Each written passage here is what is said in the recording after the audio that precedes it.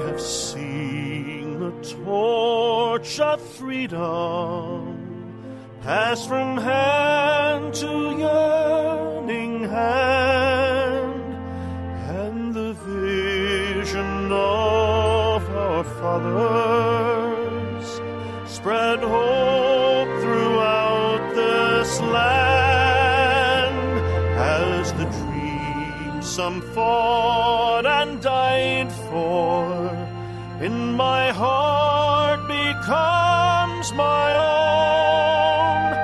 I will strive to keep her promise, America, my home. America, America, may God bless America, and freedom reign across America, my home. From the shorelines to the prairies, to the cities great and small, we have reaped the fruits of justice and liberty for all. So with deep appreciation for the blessings of freedom that we know in this great land of ours, I'm Dr. George Simon, welcoming you to another edition of Character Matters.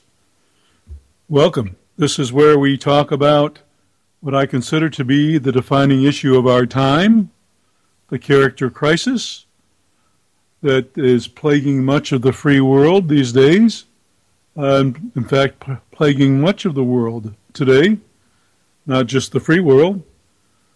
And this is where we talk about its importance to the survival of our great country.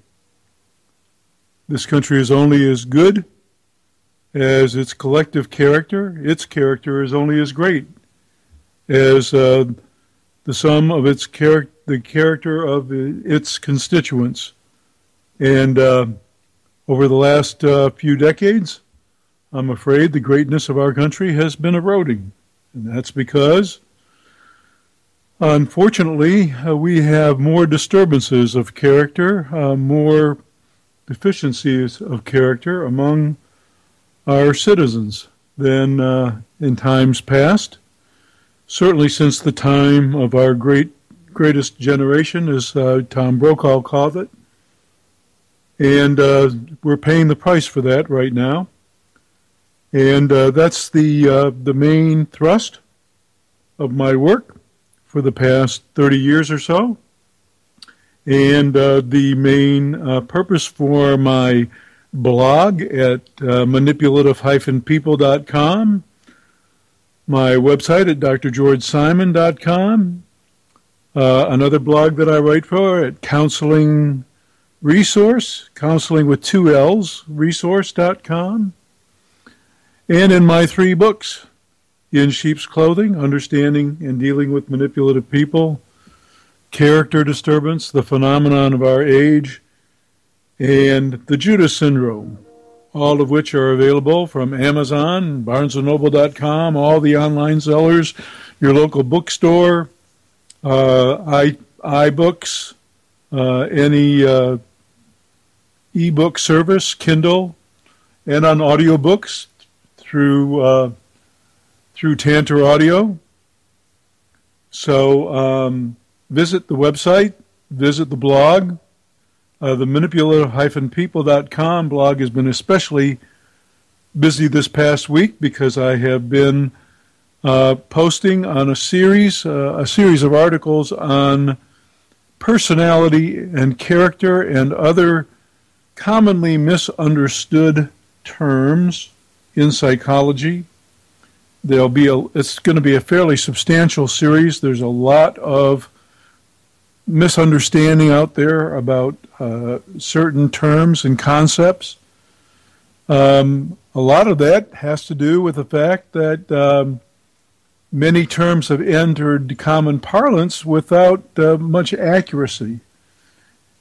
And on top of that, unfortunately, even professionals misuse terms at times. So the current series is meant to clarify some concepts, clarify some points. This is the main thrust of my work. I try to take some fairly complex concepts and break them down so that the average person can really understand them, because that is the secret to dealing with character-impaired people. They're not really that difficult to understand, and they're not even that difficult to deal with once you know what really makes them tick, what they're really all about, the tactics they use, how they tend to see the world, the errors in thinking that they display, the way they try to deal with things in their life, and the way they interact with people. And once you get it, once you get what they're all about, why they do the kinds of things they do, what to expect from them, and especially how to deal with their tactics, things really change. And so that's the thrust of my work. You can find all those principles outlined in my books, In Sheep's Clothing and Character Disturbance, and in my book, The Judas Syndrome, and in the numerous online articles on my blog at manipulative-people.com and also at counselingresource.com. The name of that blog, by the way, is Psychology, Philosophy, and Real Life. And I want to talk a bit tonight about the latest post in this series of psychological terms and concepts that are frequently misunderstood. But I also want to open up the discussion to you, the listener, because this is a topic that is pretty interesting for a lot of reasons, but mostly because most folks these days find themselves in a relationship, either at home or at work. In their intimate relationships, they find themselves involved with someone with some kind of disturbance of personality or character. And so we'll be talking about that tonight. And if you want to join the conversation, the number to call is 718-717-8296. That's 718-717-8296. Be happy to take your call. Be happy for you to share an event or a circumstance. Perhaps you have an example. Maybe just make a comment or two. Maybe you have a comment or two about something on the blog or one of the articles or something you've read in one of the books. Maybe you just have a general psychology question. Maybe you just want to know a little bit more about what makes that certain someone in your life tick. If you have such a question or something you want to share, give us a call at 718-717-8296. Be happy to take your call. As I mentioned, this current series of articles is going to be a lengthy one on the blog, and it's going to talk about the many terms that are misunderstood, many concepts that are misunderstood in psychology these days, despite the plethora of information out there. There's a lot of information. Unfortunately, some of it is just not quite accurate. I'm thinking right offhand of how many times people talk about issues of codependence and addiction. Just about everything is framed as an addiction these days. You can find so many articles and so many books and so many programs based on the addiction model. It's literally frightening. And you can almost expect when you hear something on TV or the radio about some high-profile person who has finally been caught doing something really egregious. They have finally gone way too far. Their massive sense of entitlement has led them to just go further than anyone would have imagined, maybe even themselves, and they've gotten themselves into trouble, and immediately they check themselves into treatment, and immediately they claim that, and professionals back up the idea, of course, especially at some of these ritzy locations, some of these ritzy treatment centers where the fees are like in the thousands of dollars a day. Sure, you got an addiction, come on in, we'll cure you.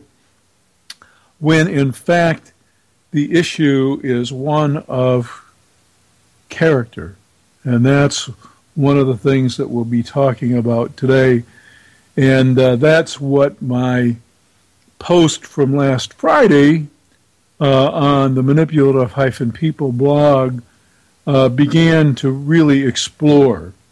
The whole concepts of personality and character. They're really very important concepts, and they're not what you might think. And they might not be as you have heard them described in some of the pop psychology literature, or maybe you've heard something on TV or read some other article online that has given you a false sense of understanding what these things are.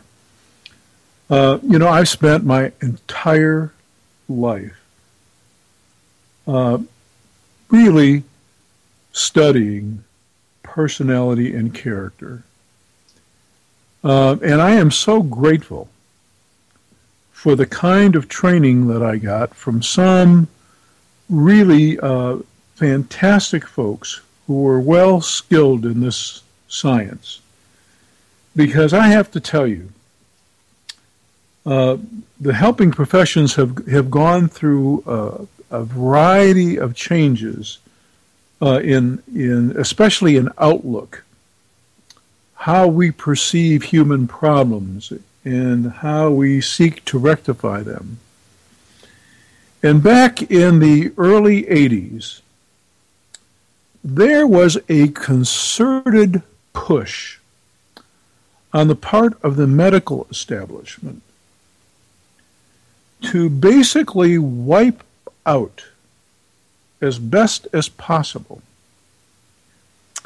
any of the more traditional assumptions about the nature of human personality and character. Now, I am not some kind of conspiracy nut, but what I am telling you is true. In fact, in subscribing to and reading the journals published by the AMA, article after article, especially advocacy articles for the field of psychiatry, which at the time was in somewhat of a crisis. Article after article, especially the advocacy articles, sought to medicalize the entire field of mental health like never before. And there were some articles that even took to task the entire concept of personality and character. And some of the criticisms were legitimate. Some of the criticisms pointed out that certain illnesses, for example, true biochemical depression, true endogenous depression, resulting from a neurobiochemical imbalance. Some of these things were at one time viewed as weaknesses of character exclusively. And people who suffered from these things were sometimes regarded, erroneously so, and inhumanely so, as weak, when in fact their biochemistry had become off, imbalanced. And, to think of some of the treatments that we had back then to help, or supposedly to help, and weren't working very well. So there were some legitimate criticisms, but as is always the case with fad kinds of things in science, the pendulum went way too far in swinging, And some folks wanted to really basically go to war with any other model of viewing human behavior and viewing the human condition. And they wanted to do away with this notion of personality and or character. And they wanted to medicalize the entire field and to say basically that every human problem was an outgrowth of some kind of biochemistry abnormality, some kind of brain abnormality, or at least some kind of brain malfunction. And that the ultimate remedy was going to lie in finding all of the biochemical correlates to these brain disorders and finding the appropriate medications and medical interventions that would remedy these imbalances and therefore restore somebody to normal, healthy, adaptive functioning. And in some cases, really some wonders were made. Some truly miraculous discoveries and treatments unfolded, especially for some severe diseases like schizophrenia and genuine bipolar disorder, true manic depressive illness. That'll be another program, by the way, when we go into the overdiagnosis of bipolar disorder. That'll be a separate program sometime. But I think there was kind of a throwing out of the baby with the bathwater, so to speak, in that movement in the early 80s, and that really took root in the late 80s and early 90s. And we over-medicalized the field, and we oversold the notion that every human problem of a psychological nature had to do with brain malfunction or biochemistry. Personality and character still do matter, and they matter a bunch. You know, as helping professionals, those of us in the mental health field, whether in psychology or social work, clinical social work, family counseling, professional counseling, marital and family therapy, whatever the case may be, no matter the discipline, we are actually asked and trained to look at all dimensions of an individual's function, not just what presents as the symptom, as the syndrome with which they're struggling at the time, but the whole person. Take a holistic approach. And what I found early on, I learned this very well. I was taught this, and I realized the truth of it very early on, is that it's hard to think of a human problem where personality factors don't play a role. For example, I gave an example in an article on Counseling Resource that I don't know if it's posted just yet. The article, I'll give you the title of it, is called Character, Our Psychological Immune System. And it may not have posted just yet. When it posts, you'll definitely want to check it out at www.counselingwith2lsresource.com.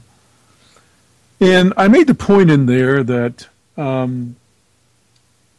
I encountered a person early on in my training in a psychiatric hospital who had had recurring bouts of depression. And this unfortunate individual had been treated with all kinds of medications, was pretty recalcitrant in her depression. And he had shock therapy, not once, but many times. And although for a brief period of time following electroshock therapy, would do somewhat better would always succumb again to a depression. And a physician and I on the treatment unit had a bit of a discussion about this patient because we were both worried about the fact that nothing that was tried seemed to do much good. The only thing that hadn't been tried, because once again we were there in the era where the pendulum had really swung to this extreme medical end, and everything was being seen from a medical perspective solely. And cognitive therapy hadn't yet taken roots, and cognitive behavioral therapy hadn't yet taken root within the ancillary helping professions. So this woman was not given the adjunctive kinds of therapy that would help. We were coming out of the era where we were not doing traditional psychotherapy. We were coming out of that area, and certainly nobody was doing psychoanalysis anymore. And even if they were doing those things, they were proving to be of little value in these cases. But the newer therapies hadn't yet taken full root. So this physician and I had a dialogue about this patient that we were so concerned about. And I looked very carefully at this patient's history and the things that helped shape her personality. And this physician and I had a very big argument because this person in personality type, to me, appeared quite emotionally dependent. She had a very passive temperament that contributed to her dependency. And she tended to lean on those that she saw as more powerful and stronger than herself in character. And whenever she would lose that support is when she would succumb to a depressive episode. I looked at the history quite carefully, and there was this pattern there. And so the physician and I had an argument about this case because the physician believed, coming from the medical model, that all that I was seeing, this passivity and this aspect of personality, was really a product of this woman's Pacific temperament and her biochemistry. That she looked that way because her chemistry was off, and if her chemistry could only get right, she would be fine. And of course, he was free to play around with the meds and try and get everything just right, try new things, try innovative approaches, different combinations. And of course, even shock therapy was still an option. But nothing seemed to be working. So I asked if I couldn't have a crack at some adjunctive new therapies, and I decided to approach this case with the idea that there were shaping influences in this woman's life that shaped a personality, a style of coping. And we'll get into, in just a minute, I'm going to get into the definitions of personality and character and what constitutes a personality disorder or a disorder of character and why it's so important in mental health, especially if you go out there and get mental health treatment, folks. This is so important. You got to know somebody that gets it with respect to personality and character and knows how to deal with it. That's the real trick. But to make a long story short, I had a chance to work with this woman, and I focused all the attention on those ways in which she had come to think about herself and the world that predisposed her to see herself as ineffective, unable, and therefore needing to rely on somebody who she viewed as more powerful, more capable, stronger than herself. And setting her up for this pattern, this repetitive pattern of hooking up with folks that she regarded as strong enough to lean on, and then feeling abandoned and helpless every time she would lose that support. Either they would leave, they would move, they would die, whatever the case may be. Once her bulwark of strength and support in her life abandoned her, she was right back to square one and right back into a major depression. So I worked on that premise. I worked under the premise that she could change the way that she perceived herself and the world around her by challenging the way she thought, by challenging the behaviors, the self-defeating behaviors that she engaged in that kept her from developing the skills and the strength and the confidence to fend for herself emotionally. And as she began to do more and acquire a sense of competence and acquire a sense of vitality and realize that she could indeed empower and take good care of herself, she began to change. Now, personality is one of those things that, especially at advanced ages, is not really easy to change. And we'll talk about that in just a minute. But over time, this woman did change, and change remarkably. And for the first time in a long time, she stopped having recurring major depressive episodes. Now, she did have some recurring bouts of some despondency, but nothing severe and nothing requiring hospitalization, electroshock therapy, or anything of the like. And it was always about changing her approach. That's what made the difference. Changing the way she looked at the world, how she dealt with the world, her style of personality. And it made the difference. It made all the difference in the world. So I became even more convinced after this experience. I became so convinced that we had to, every time we intervened with a patient or a client, every time we assessed a human problem of a psychological nature, we had to approach it from a more holistic standpoint. We had to look not just at a person's biochemistry, we had to look not just at their history, not just their environment, not just their biology, but what shaped their overall approach to life, what shaped their overall personality and character. And was that personality and was that character functional? Was it adaptive enough for them to deal effectively with the situational stressors of life? And I went to work developing techniques that would not only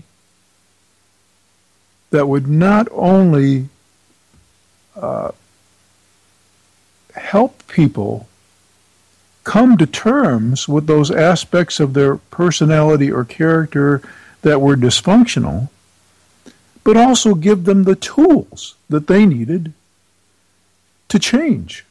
Because by nature, personality is a tough thing to change. A very tough thing to change, especially when you've gotten past a certain age. You're not as malleable. You know, there's an old saying about getting set in your ways.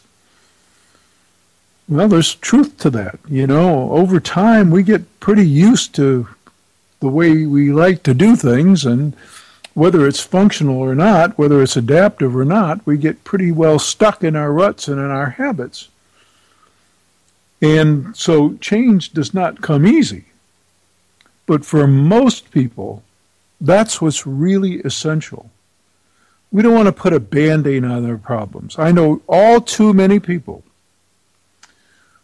whose personality is really at the core of their difficulties, and when they start to have symptoms as a result, for example, they start suffering recurring bouts of depression or dysthymia, or they have repeated bouts of anxiety, then they rush to the doctor to get a pill to make them feel better. And they feel better, but they don't change their approach.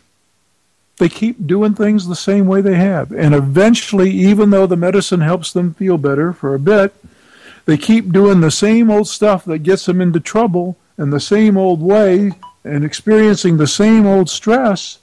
And as a result, things don't really get better, even with the help of medicine. So eventually they have to tackle the real problem, which is their approach to life.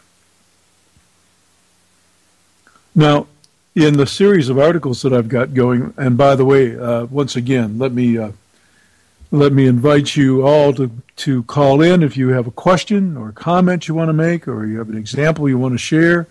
The number called is 718-717-8296. That's 718-717-8296. Be happy to take your call. But in the latest article that posted this past Friday, I explain just exactly what personality is. A lot of misconceptions about personality and what makes it up. Not the least of which is misinformation, not the least of which comes from misinformation from folks writing pop psychology books, publishing articles online. I read many online articles and blog posts by folks who mean well, sincerely mean well, but misrepresent information all the time. And it's really disheartening. But what is personality, anyway? Well, the term comes from the Latin word persona. And persona means mask. You know, in the ancient theater, the art of dramatizing events had not evolved at all, and all the actors were men. So if you wanted to convey gender or any other aspect of your character, you had to wear a mask that depicted that character and that gender. Also, the art of conveying emotion, the art of acting as we know it today, had not evolved. People basically recited lines, but not with the method that we have these days. So masks were also used to convey emotions, smiling masks, frowning masks, masks with anguish on them. So the actors on the stage put these masks on to convey all the aspects of the character they were trying to portray. And that term got borrowed by some of the classical theorists of personality who conceptualized personality as basically the social mask a person wears that hides their true self and their true feelings. It's basically the social front that they put on. And also the classical theorists believed that people do this unconsciously. That over time, as they're growing up and they face different fears and anxieties, as they suffer various wounds to their self-image and to their self-esteem, as they suffer various traumas and emotional hurts of one type or another, people construct these defenses to protect themselves against the slings and arrows of life and protect themselves against the anticipated hurts that life can deal them. So this is what the classical theorists thought of as personality, an unconsciously constructed social mask or front. And for some folks, and character disturbance and the Judas syndrome, and on my blog at manipulative-people.com and in all my numerous online articles on counselingresource.com and manipulative-people.com, the folks that I affectionately call neurotic, this model still fits fairly well for such folks. Folks who are overly conscientious and overly anxious for the most part, this model fits fairly well. But it no longer fits very well for most people. And so a new and broader and more comprehensive definition for personality has emerged. And that is a more multi-dimensional type of personality definition. Various things are seen nowadays to contribute to one's personality, which can be defined as a style of relating, not just relating to other people, but to the world at large. A style of viewing the world, viewing others, and a style of relating to others as you see them and as you see yourself. And many things are seen to go into the development of that style. First, there are what we call the constitutional contributors to personality. Those biological factors, a person's temperament.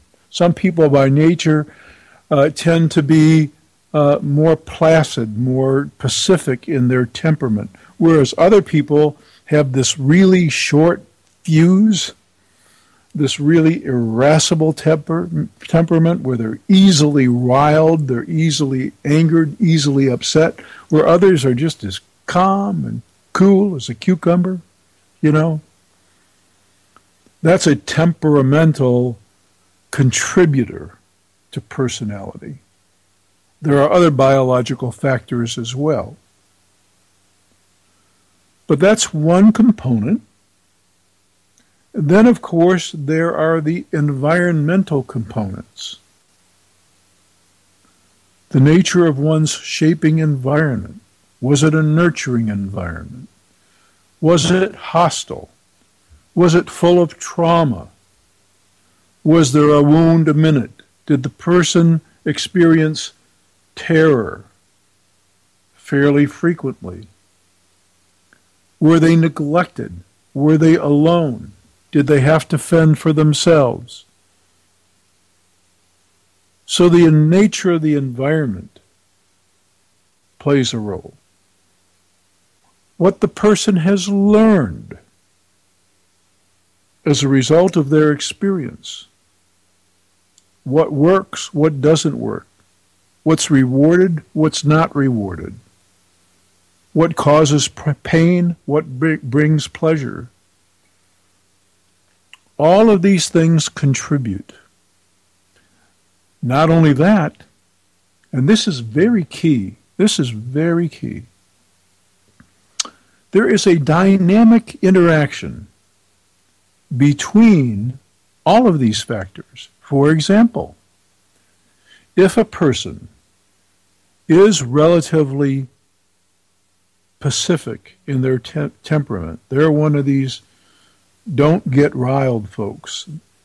They easily back down. They don't fight. They don't have that fighting spirit, that spunk in their temperament. It's just not there.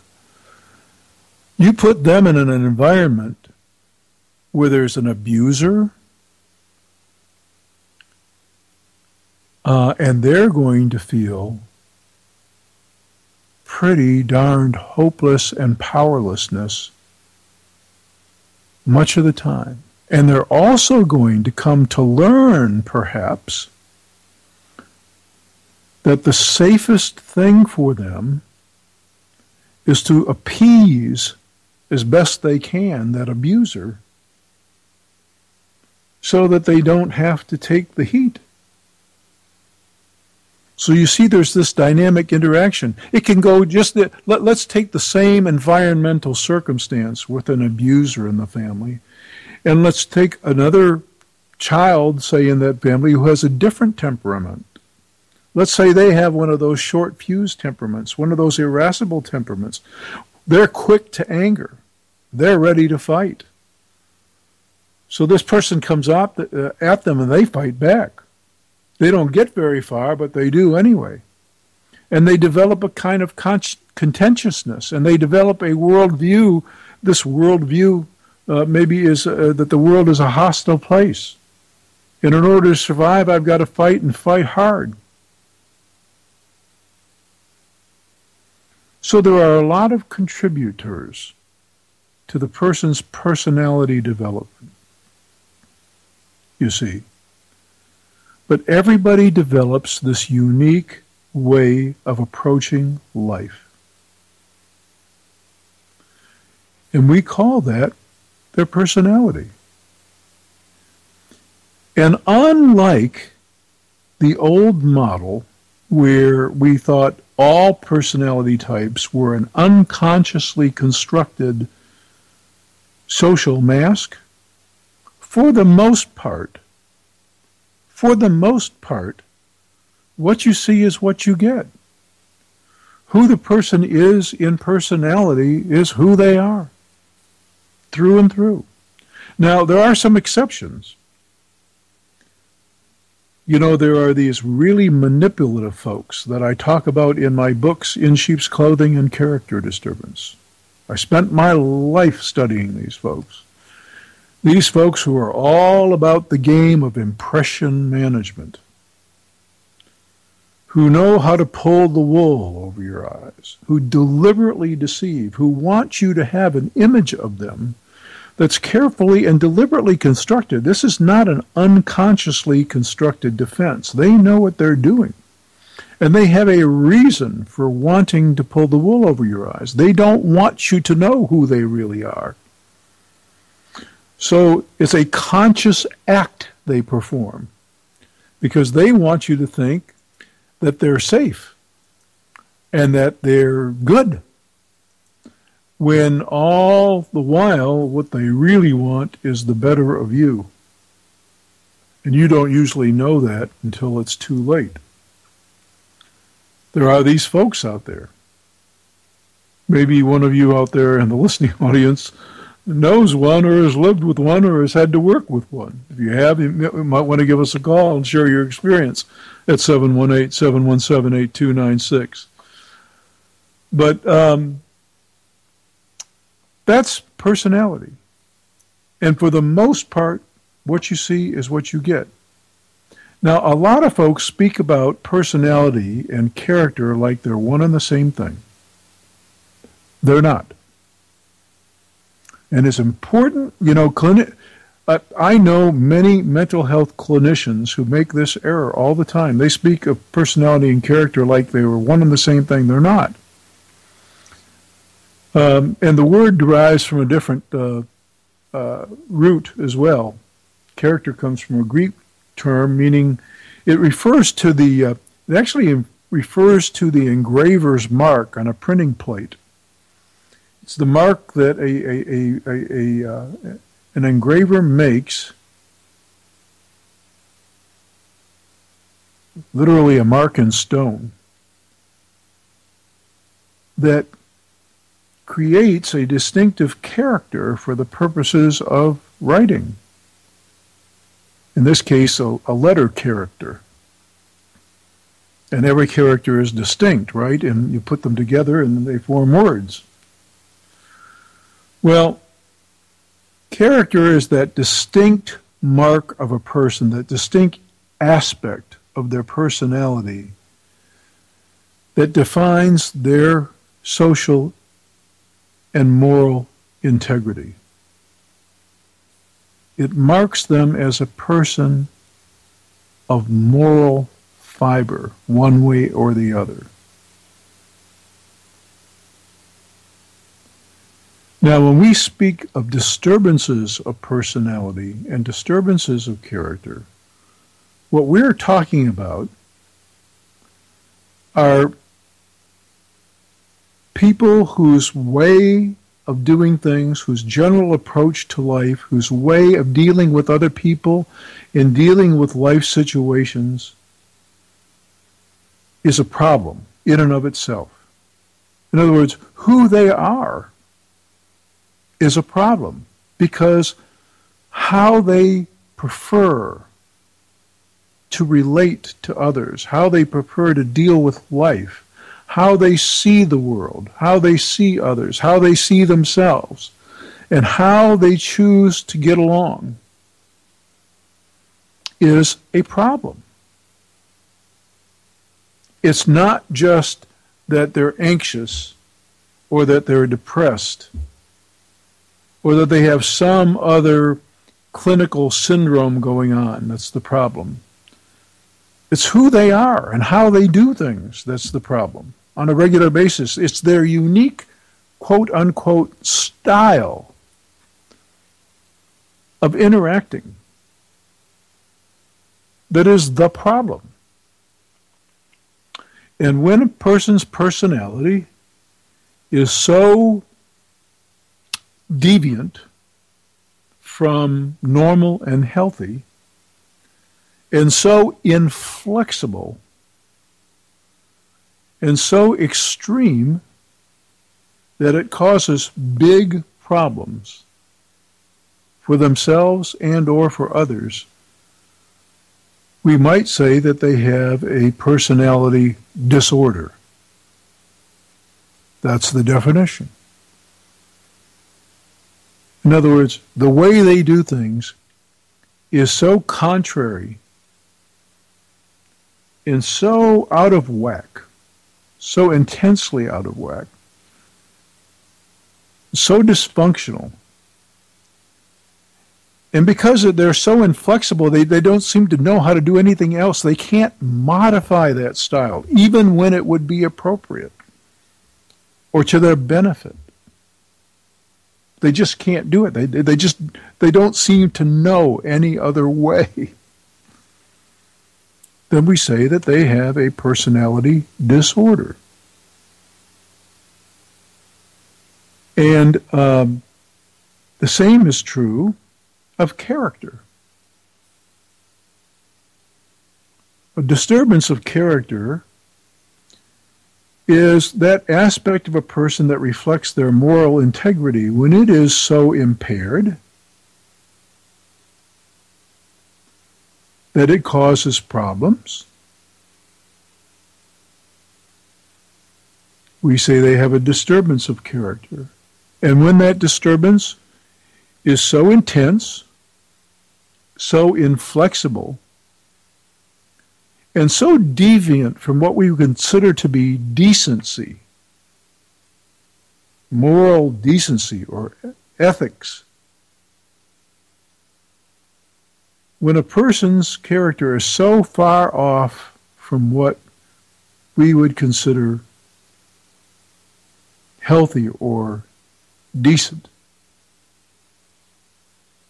and they don't seem to know any other way,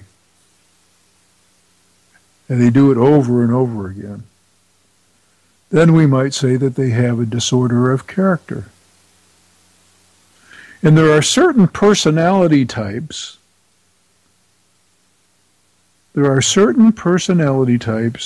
that by and large tend to reflect more negatively on a person's character. In other words, there are certain personality disorders where it's more likely that you're also going to have a disorder of character. Such is the case with narcissistic individuals and with the group of individuals that I call, in my books and in my blog writings, the aggressive personalities. These two groups of folks are among the most character-impaired individuals that you'll come across. And these are the folks that I've spent my professional life assessing, treating, dealing with, and of course also dealing with the victims of these folks who have unfortunately found themselves in some kind of a relationship with such folks and have found themselves in a one-down position and really needed to get a handle on how to best deal with such folks so that they could preserve their sanity. You know, when it comes to disturbances of character, there's a tried and true old saying, pretty much, that if a person is making themselves miserable to the point psychologically that they think they really need to see somebody, and they go pounding on the clinician's door, then for the most part you can assume that to some degree they're pretty neurotic.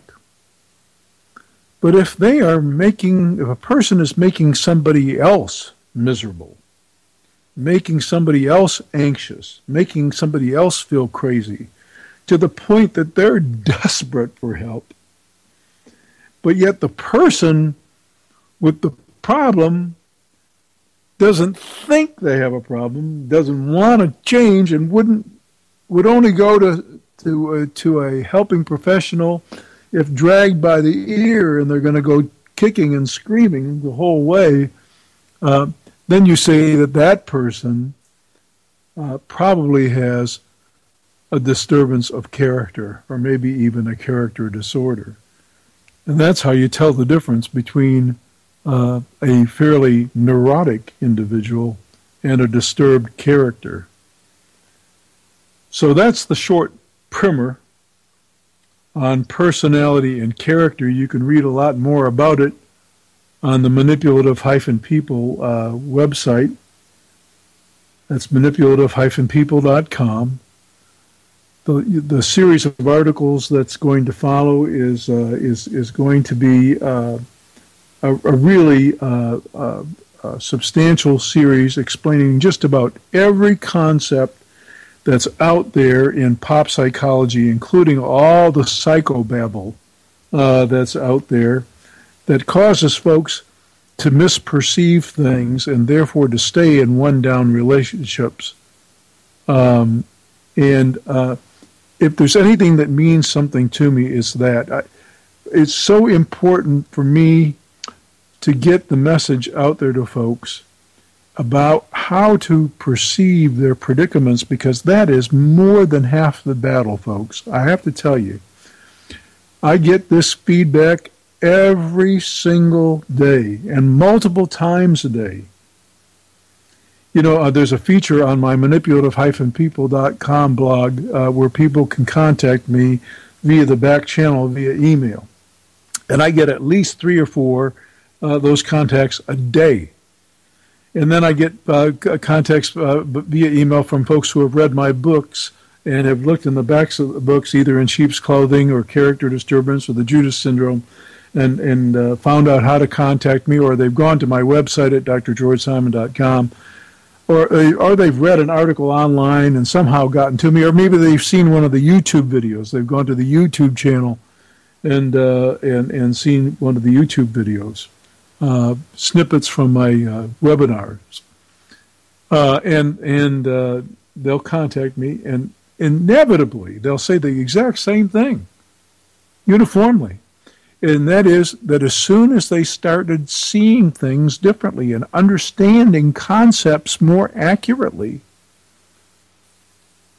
as soon as they, for example, stopped thinking of their character-impaired spouse as somebody who was unconscious about the things they were doing, who just didn't get it, who didn't see what they were doing, and realized that that's who they really are, and that they know what they're doing, and that they use their tactics carefully and deliberately to advance their own agenda at your expense.